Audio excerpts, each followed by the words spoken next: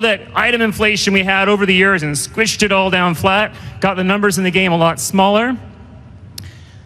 And a lot of people were worried about, well, is my character going to be as good as he was before? Can I still kill the monsters I could kill before? And we made a big effort to make sure your character is about as powerful as they were before. You can take on the same kind of challenges. And in particular, if you want to go back and solo those old rounds and pets and achievements and all that stuff, you can still do that. We put in special systems to support still doing that. We undertook a big project of class ability pruning I was referring to earlier. As I said, over the years, we added a lot of abilities to World of Warcraft. Some were fun, some weren't. We took a hard look at every single one of them and said, does this class, does this spec need this ability? Is it fun? Does it fulfill a fantasy? In a lot of cases, we took buttons away in an effort to make the game more fun. We reduced the number of crowd controls in the game, particularly new stuff we introduced in Mist of Pandaria, but we were very careful on this. There's signature abilities like polymorph and sap. Those need to stay. Those are things you're used to having. They're part of the identity of your character. It's stuff like blinding light and paralytic poison. These new CCs that are very short duration and mostly PvP oriented are what we took out of the game. We also made a lot of improvements to healing gameplay. We wanted to slow down that pace of healing, give it a little more time to think about what you're doing. I'll talk about that a little more later in this presentation. But first, a lot of people look at me on this class ability pruning like I'm the Grinch, come to take away their Christmas toys, and like the little gnome, like, Grinch, why are you taking my abilities? Why? Well, perhaps my shoes are too tight. Perhaps my heart is 2 sizes too small. Or maybe, just maybe, we think taking some of these abilities away will make the game a lot more fun. So, figuring that out, what makes abilities fun? Abilities that have a strong fantasy are fun. Summoning a demon to serve as your minion and strike down your enemies, that's fun. Abilities with an awesome visual or sound are fun. So turning your enemy bat into a sheep is fun. Abilities with a cool gameplay effect are fun. So death gripping your opponent, cutting them down with your weapons, that's fun. Abilities that are powerful. Using Divine Shield to become invulnerable, so you can live through a fight where you otherwise would have died, heal yourself back to full and keep on fighting, that's fun. Abilities that are interactive, where you can work with your friends to help them out, such as Power Word Shield on your team members to keep them alive, those are fun. And abilities with a clear purpose. You're a rogue, you need to get out of that fire right now. Sprint is a perfect button for that purpose. So what makes abilities not fun? What are the things that we should get rid of in World of Warcraft? First of all, abilities that are redundant are not fun. You're a mage, you got Frostbolt, you got Frostfire Bolt. Why do you need both of those buttons? They are both cast time spells, they both do damage, they both snare the target. Well, for Frost Mage, maybe there's some interesting mechanics there, but Fire Mage doesn't have Frostbolt anymore, and Arcane Mages have neither. They didn't need them. Abilities with an inconsistent fantasy are not fun. Inquisition is probably one of the most unpopular abilities I can think of in World of Warcraft for Retribution Paladins.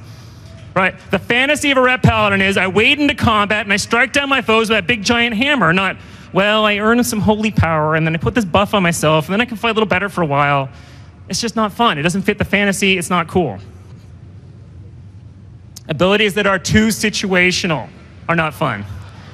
Nourish, right? You got this guy's giant health bar, 238,000 health. Nourish heals 19,000 health, right? Why do you push Nourish? Well, I mean, if I'm really injured, I want to do a Nature Swiftness Healing Touch, or maybe I put Rejuves out there.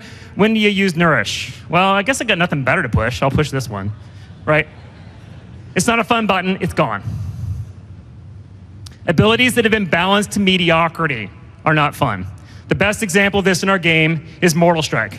Back in 2004 WoW, Mortal Strike was a fearsome ability. When a warrior came at you with his big giant Arcanite Reaper and Mortal Strike, you're afraid he's going to kill you. He's going to cut you in half with a single blow. If you're near death, you're dead. Over the years, we added more abilities, we balanced things out, we made things more fair, and Mortal Strike became what I would call a wet noodle button. You push it, but his health doesn't really move that far anymore. We take a Mortal Strike back to its old glory. Abilities with a lack of feedback are not fun. So the Death Knight in this image Just use Blood Strike. Can you tell he did it? Health bar barely moved. There's not a great animation. There's not a great visual. Not a great fantasy. It's gone. Abilities that are unreliable are not fun. Anybody who's played a Feral Druid has seen these 3 error messages on screen. You can't do that right now. You must be behind your target. You're facing the wrong way. Wait, I'm behind and facing the wrong way? How is that possible? Right? So Shred no longer has a positional requirement. Mangle's no longer part of the cat rotation. It simplified it out and made those buttons reliable. And then abilities that are too complicated are not fun. In Mists of Pandaria, we introduced this new druid ability, Symbiosis. It has a great fantasy to it. I'm going to give you one of my abilities. You're going to get one of my abilities. It's going to be cool and synergetic, and it fits the whole kit of a druid. Reality is, the raid leader says, okay, for this encounter, let me look it up here. This chart says we need this ability, so you got to cast it on this guy. You don't get to have the fun with the ability. You're spending less time looking at spreadsheets and charts about what's the best way to beat the encounter. Great fantasy, too complicated, not fun. Symbiosis is gone. So to illustrate this problem of too many buttons, I'm going to take you through the history of the Restoration Druid, how many buttons they had back in the beginning, back in 2004, and what happened over the course of all these expansions as we kept adding more and adding more and adding more. So back in 2004, they had 21 core abilities if you were in a party or raid that you would use to keep your party members alive or get out of trouble or maybe do a little bit of damage, some CC maybe. You had another 18 abilities for a total of 39. The 18 other abilities were bear form, cat form abilities. But really, you just put those on the bear form and cat form bars and you didn't have to worry about them, right? You could ignore them most of the time. They didn't matter too much. But then the patches started. By the time we got to patch 1.12, we were already up to 46 buttons. So already probably too many to really understand and learn these buttons completely. We gave every druid Hurricane, you got Insect Swarm and Swiftmend and Gift of the Wild, all these new buttons being added. Then as you go into Burning Crusade, everybody gets new buttons as they level up.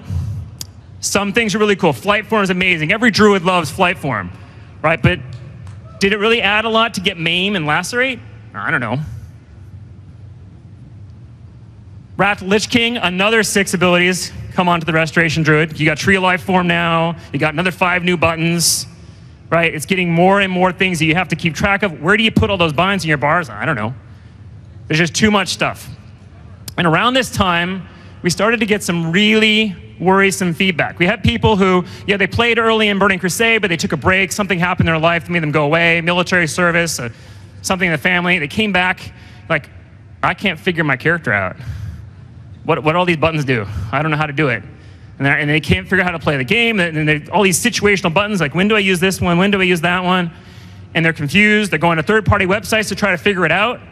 And that's not really the game we want. We want the buttons to make sense, to have a clear purpose, for you to know what buttons are good for you and what buttons aren't, and not be so confused about how to play the game. In particular, people were very confused about the talent trees. If you think back to Wrath Lich King, we had 71-point talent tree.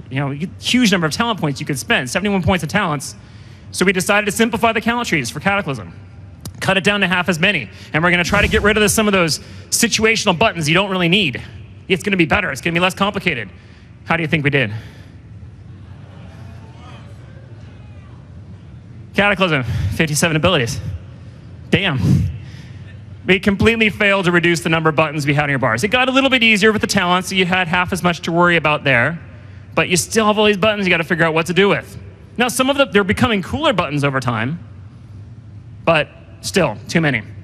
So as we headed into Mists of Pandaria, we were going to make some additional effort to try to simplify it. We even scrapped the entire old talent system to try to get to be less complicated. All right, you got 6 rows to pick one thing, and you can pick a passive thing instead of a button if you want. Let's assume, though, that everyone picked all the active buttons because they were better, right? So as we go into Mists of Pandaria, how did we do? Not so good. We let it go. Oh, sorry. Too far. Mists of Pandaria, still 57 buttons. Some of the really useless buttons are gone, but still more got added in. The new talent system was particularly guilty of contributing to this because now you had all these new buttons that got put into the talent system where you could take this ability that was never available before. So going into Warlords of Draenor, we knew we had to take a hard look at this. The game's gotten too hard for a lot of people to figure out how to play. Not to say that we think we don't like the depth of the game. We like the depth of it, but you shouldn't have to read so many tooltips. You shouldn't have to go to a third-party website to figure out just the basics, how to play your character. So we took a hard look at every single ability on every single class, on every single spec, and we managed to bring it down. So in Warlords of Draenor, Restoration 2 is back down to 41 buttons. Very similar to where they were in the original shipping game, which we all loved, right? These buttons are actually even better than the original game because a lot of buttons that you didn't care about are gone, replaced with things with a cooler fantasy that are more powerful that you didn't have back in 2004.